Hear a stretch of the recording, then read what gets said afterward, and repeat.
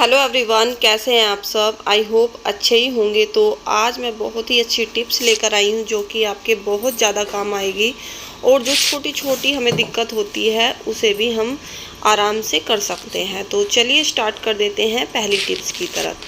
तो यहाँ पर जो मेरी पहली टिप्स है फ्रेंड्स, वो इस तरीके से जब भी हम वेजिटेबल कट करते हैं तो इस तरीके से हमारे छिलके हो जाते हैं। तो हम सोचते हैं इन छिलकों को कहाँ पर रखें, सोचते हैं पन्नी में रखें, लेकिन फिर वो पन्नी बार बार हमें निकालनी पड़ती है और फिर उसके अंदर बार बार छिलके रखने पड़ते हैं। तो जब भी आपको सब्जी कट करके वो छिलके फेंकने की दिक्कत हो तो आप क्या करें, इस तरीके से एक ड्रॉर खोल लीजिए, क्योंकि जो ये ड्रॉर होते हैं ये अधिकतर सभी की किचन में होते ही हैं। तो आपको क्या करना है, इस पॉलीथीन को इस तरीके से सेट कर लेना है और बस अब आपका जो ये डस्टबिन है आराम से तैयार हो चुका है।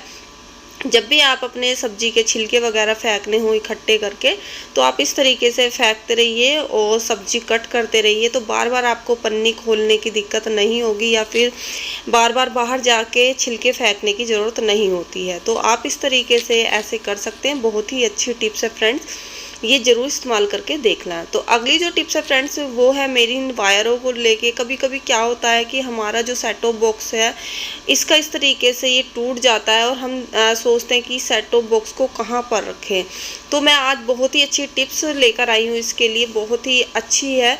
तो देखिए यहाँ पर मेरे पास है इस तरीके से टी शर्ट आई थी बच्चों का कॉम्बो सेट। तो मैंने इस तरीके से इसे फेंका नहीं है, मैं देखती हूँ कि मैंने कहा चलो क्या इससे हम कर सकते। तो मैंने जब किया तो मुझे काफ़ी अच्छा लगा, तो मैंने कहा चलो आपके साथ भी मैं शेयर करूँगी। तो मेरे पास कुछ वॉल हुक्स हैं, तो इनका मैं यूज़ करके बहुत ही अच्छा मैं हैक बताऊँगी आपको, जो कि आपको काफ़ी ज़्यादा पसंद आने वाला है। तो यहाँ पर जो वॉल हुक्स है आप देख सकते हैं, बहुत ही सुंदर सुंदर डिज़ाइन में आते हैं ये आप।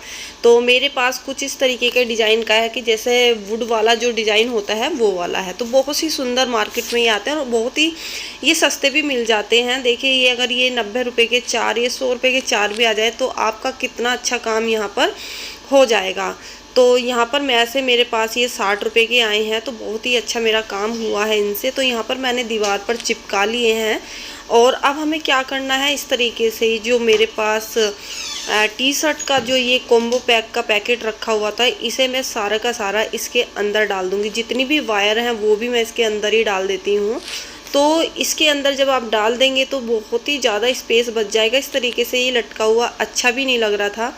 तो यहाँ पर बस इस तरीके से आप हैंग कर दें। इस तरीके से देख सकते हैं मैंने किस तरीके से हैंग कर दिया है। देखने में ये काफ़ी सुंदर भी लगता है और बहुत ही अच्छा हैक्स है फ्रेंड्स, एक बार ज़रूर यूज़ करके देखना, हो सकता है कि आपको काफ़ी हद तक पसंद आए। तो अगली जो टिप्स है फ्रेंड्स वो है मेरी, जैसे कि हमारे जो पायदान है काफ़ी गंदे हो जाते हैं और जब हम कपड़े धोते हैं फिर उसके बाद ये पायदान को धोते हैं तो बहुत ज़्यादा टाइम वेस्ट होता है। तो मैं क्या करती हूँ, जैसे ये वाला काम है वो मैं कपड़े धोने के बाद नहीं करती डायरेक्ट। मैं क्या करती हूँ, शाम के टाइम जैसे भी मुझे टाइम मिलता है शाम के टाइम मैं मशीन के अंदर डाल देती हूँ और बस मशीन के अंदर डालने के बाद जब ये शाम को धुल जाते हैं तो मॉर्निंग का जो हमारा टाइम है वो बिल्कुल भी ऐसा नहीं होता कि हमारा टाइम ज़्यादा लगा है, क्योंकि देखिए मॉर्निंग में वैसे भी बहुत सारे ज़्यादा काम होते हैं और जब हम इस तरीके से एक्स्ट्रा काम करते हैं तो काफ़ी टाइम लगता है। तो अब क्या करें, आप इसे शाम के टाइम आप डाल दीजिए और जब ये धुल जाए बस इसे इस तरीके से ही सुखा दें,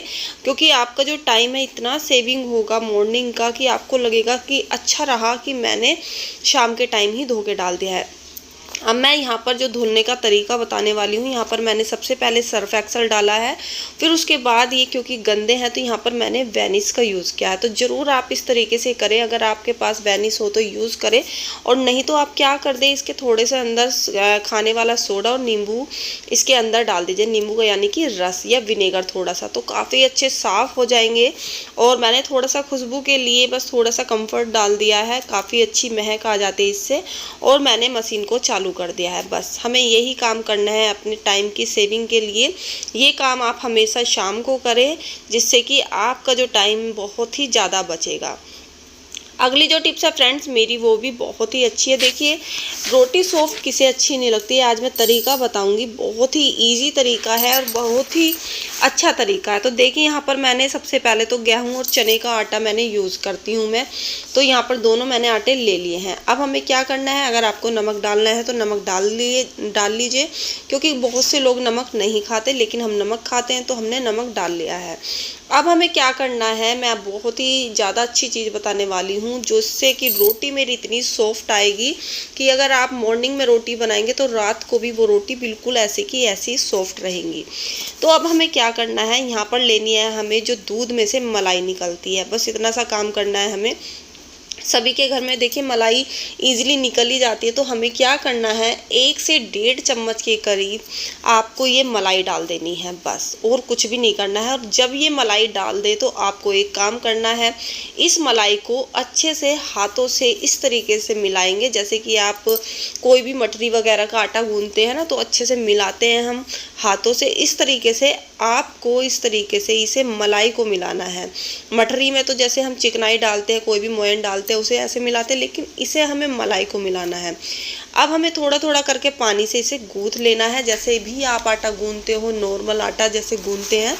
आटे को हमेशा सॉफ्ट ही रखना चाहिए जब भी आप रोटी या पराठा बनाएं, क्योंकि बहुत से क्या करते हैं, रोटी हमारी किस लिए टाइट भी होती है कि बहुत से क्या करते हैं, आटे को टाइट गूंथ लेते हैं और फिर आपका जो आटा है वो रोटी अच्छी नहीं बनाता, और फिर कहते हैं कि भाई रोटी हमारी टाइट हो रही है, रोटी हमारी टाइट हो रही है। तो इसलिए आपको क्या करना है, आटे को अच्छे से सॉफ्ट ही गूंथना है। थोड़ा थोड़ा पानी डाल के मैंने ये आटा गूंथ लिया। अब मैं इसे 10 मिनट के लिए इसे थोड़ी देर के लिए रख दूंगी। तो यहाँ पर बस जब 10 मिनट हो जाएंगे तो मैं आपको आटा दिखाती हूँ। तो 10 मिनट बाद आटा ये हो चुका है। और फ्रेंड्स सच बता रही हूँ, आप देखने के बाद ऐसे अपने आप ही कहेंगे जब हाथ में आप इसे टच करेंगे आटे को, कि आटा हमारा कितना अच्छे से सॉफ्ट हो गया है। 10 मिनट बाद बस इस तरीके से आप 2-4 बार ऐसे ही मल लीजिए और आपका जो आटा है बिल्कुल रोटी पराठा बनाने के लिए तैयार हो जाएगा। ये वाला जो आटा है आप इससे आराम से पराठा भी बना लीजिए और रोटी भी बना लीजिए, तो दोनों ही चीज़ आपकी बहुत ही अच्छी सॉफ्ट आएगी। तो देखिए आटे को हमें देखने से ही पता चल जाता है, जब अगर हमारा आटा ही अच्छा गूंथेगा तो रोटी तो अपने आप ही सॉफ्ट आएगी। तो चलिए मैं रोटी भी आपको बना के दिखा देती हूँ कि किस तरीके से रोटी मेरी सॉफ्ट हो जाएगी। तो पहले हम लोई बना लेंगे इस तरीके से गोल गोल, और फिर हमें क्या करना है, रोटी बनाने की तैयारी करनी है। तो देखिए यहाँ पर फ्रेंड जो मेरी पहली जो लोई होती है वो गाय के लिए मैं निकाल देती हूँ। अधिकतर गाय के लिए रोटी या फिर लोई वगैरह निकाल देनी ही चाहिए, पहली जो होती है। अब मैं जो दूसरी मेरी जो लोई है उससे मैं रोटी बना लूँगी।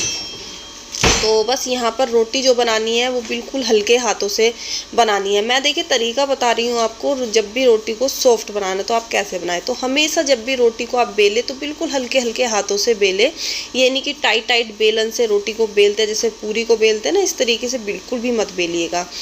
यहाँ पर बस मेरी रोटी तवे पर गिर के दोनों तरफ से मैंने सेक लिया है। अब मैं यहाँ पर इसे सेक लेती हूँ रोटी को।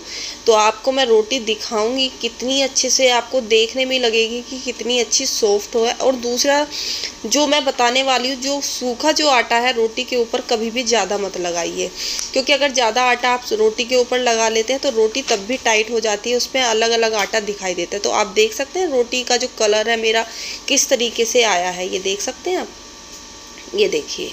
तो इसी तरीके से बस मैं इस तरीके से और भी रोटी बना लेती हूँ, और सारी रोटियाँ जो भी मैं बना रही हूँ आपको मैं दिखा रही हूँ कि रोटी का जो कलर है मेरा बिल्कुल भी ऐसा नहीं होगा कि भाई आटा ज़्यादा लग रहा है इसके अंदर, जो सूखा हुआ आटा है, क्योंकि जो सूखा हुआ आटा होता है वो अलग ही रोटी के ऊपर दिख जाता है।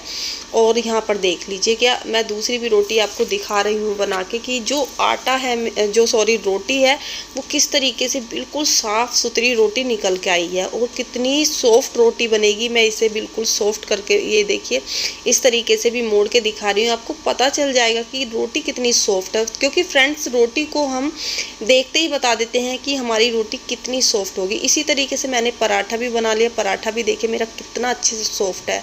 आपको पता चल जाता है कि हमारी रोटी पराठे कैसे सॉफ्ट होते हैं।